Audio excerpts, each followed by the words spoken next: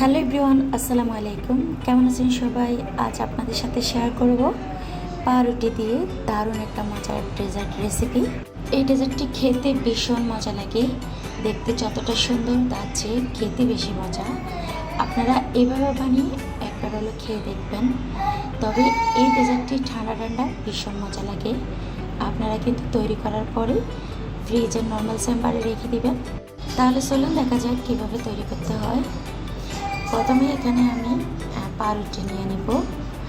আমার পরিমাণে যতটুকু বানাবো আমি ততটুকু নেব, আপনারা আপনাদের পরিমাণ মতো নেবেন। তারপরে এইভাবে আমি পিস পিস করে কেটে নেব। আপনারা পিসগুলো ছোটো বড়ো করে দিতে পারেন, আমি আমার মতো করে দিয়েছি।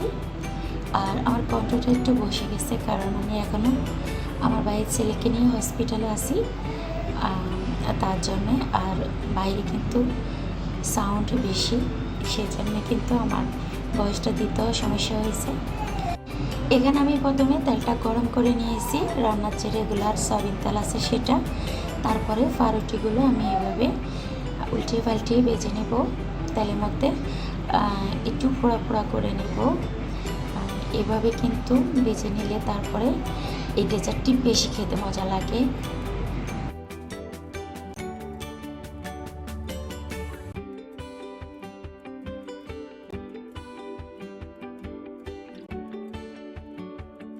অলরেডি কিন্তু পাউরুটিতে কালার চলে আসছে, আমি এখন তুলে নেব। তোলার পরে যখন ঠান্ডা হবে তখন কিন্তু আরও বেশি গাঢ় হয়ে যাবে কালারটা, দেখতে তো পাচ্ছেন। এই পাউরুটিগুলো আমি এখন সাইড করে রেখে দিব। অন্যদিকে আমি একটা ফ্রাই প্যান বসিয়ে দিলাম, দিয়ে দিলাম এখানে লিকুইড দুধ হাফ কেজির মতো, আর দিয়ে দিব এখানে কাস্টার্ড পাউডার। এই কাস্টার্ড পাউডারটা দিয়ে আমি একটু গলিয়ে নেব। আপনারা কাস্টার্ড পাউডারটা গোলানোর সময় কিন্তু গরম দুধ বা গরম পানি দিয়ে গুলিয়ে নেবেন না, সেক্ষেত্রে কিন্তু দলা পেকে যাবে। এখন এই মিশ্রণটাকে আমি সাইড করে রেখে দিব। আর এখানে দিয়ে দিলাম চিনিটা দিয়ে আমি নেড়ে চেড়ে একটু জাল করে নেব।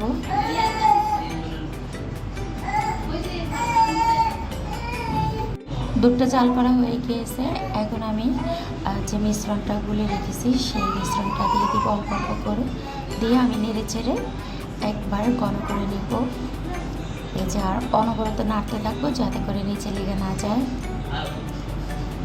যে অলরেডি হয়ে গিয়েছে কাস্টার্ড মালাইটা, এই যে দেখুন কতটা ঘন হয়েছে। যখন ঠান্ডা হবে তখন কিন্তু আরও বেশি ঘন হবে।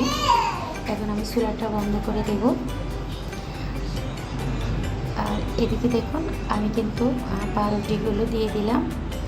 এখন নেড়ে চেড়ে সব কিছু মিক্স করে একটা বাটির মতো পরিবেশন করে নেব।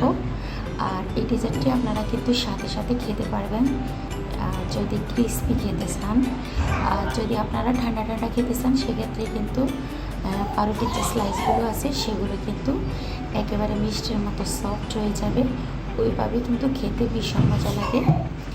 আমার ভিডিওটি কেমন লাগছে? ভালো লাগলে লাইক কমেন্ট শেয়ার করে দেবেন, আর নতুন হলে সাবস্ক্রাইব করে দেবেন। ফেসবুক টিকটক থেকে দেখে ফলো দিয়ে দেবেন। আর আমি আরও একটু আকর্ষণীয় করার জন্য কিন্তু এখানে কাঠবাদাম দিয়েছি। আপনারা চাইলে যে কোনো বাদাম, পেস্তা বাদাম বা কিশমিশ দিয়ে আপনারা পরিবেশন করে নিতে পারবেন। এই যে দেখেন আমি ফ্রিজে কিন্তু রেখে দিয়েছি 20 মিনিট, তারপরে 20 মিনিট পরে এখন আমি পরিবেশন করব। দেখুন কতটা লোভনীয় লাগছে। এটা কিন্তু দেখতে যতটা লোভনীয় লাগছে খেতে আরও বেশি মজা। আবার বলছি আপনারা একবার হলে এইভাবে খেয়ে দেখবেন। দেখুন কতটাই আমি লাগছে। আজ পর্যন্ত সবাই ভালো থাকবেন, আবার কথা হবে নতুন কোনো ভিডিওর মাধ্যমে। ওই পর্যন্ত ভালো থাকবেন, সুস্থ থাকবেন। আল্লাহ হাফেজ।